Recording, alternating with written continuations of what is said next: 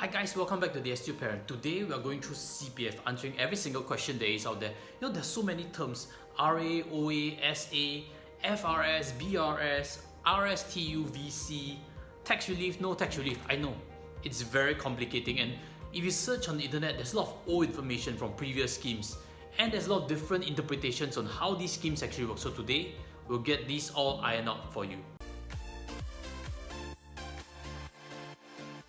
In today's video, we're going to make things very simplified for you, so you're going to quickly understand everything you need. And the first question that might come to your mind is actually, what happens to your CPF at the age of 55? If you check your statements now, there's an ordinary account, there's a special account, there's a medisave account. And when you turn 55, there's a new account being created, which is the retirement account, RA. And what happens is your special account actually flows to your RA, and then your ordinary account flows to your RA. And this RA is actually to prepare you for CPF Life, which is an annuity scheme set up by government. So I'll give you a bit of history of what happened previously.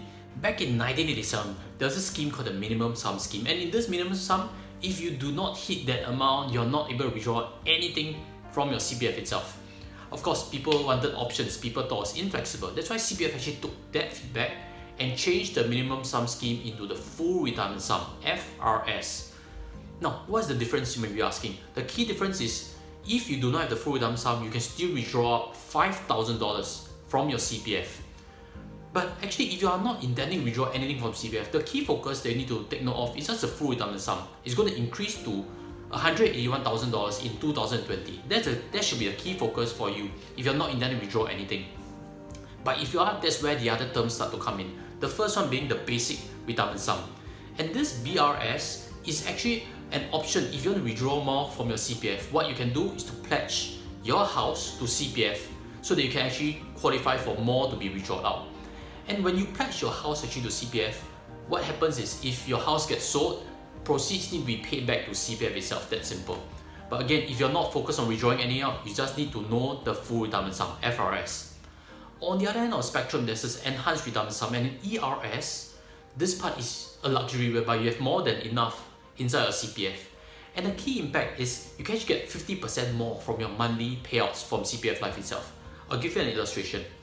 If the full retirement sum pays out $1,400 per month for the rest of your life from the age 65 onwards, the enhanced retirement sum will pay you a $2,100 per month income. So that's actually a luxury whereby if you have more than enough in CPF, this is the option to look forward to.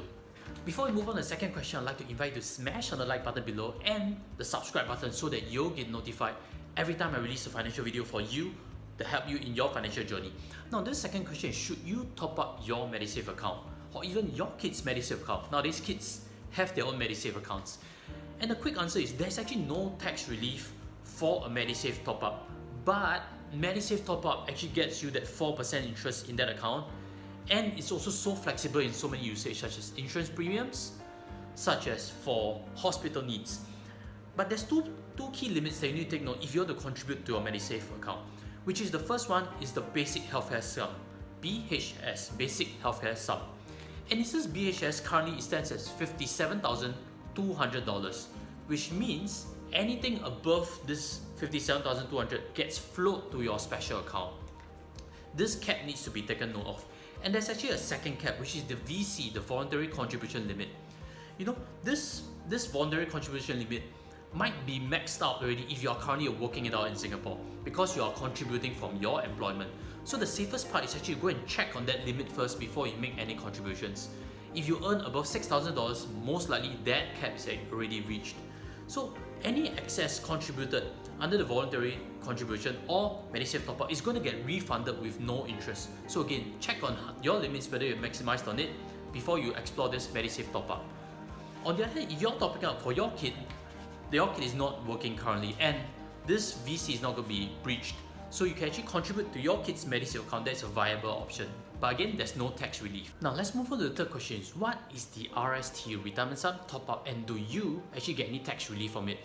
Previously we mentioned about the VC, the voluntary contribution cap, but RSTU is a separate scheme whereby you can actually contribute to your own special account and get a tax relief of up to $7,000. Now, this RSTU is definitely an incentive for you to think more about your own retirement and contribute towards it. But on the other hand, there's also a cap that you need to take note for this RSTU, which is the Actually, the FRS, the full retirement sum, 181,000, if you have the amount already inside your special account, you're not able to contribute more to it.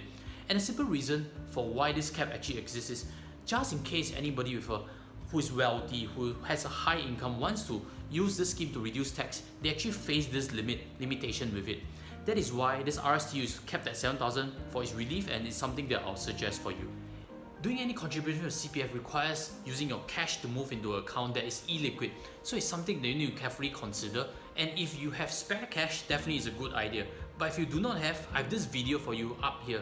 And in this link, I would suggest if you don't have too much cash, possibly it's not a good idea to contribute to your CPF.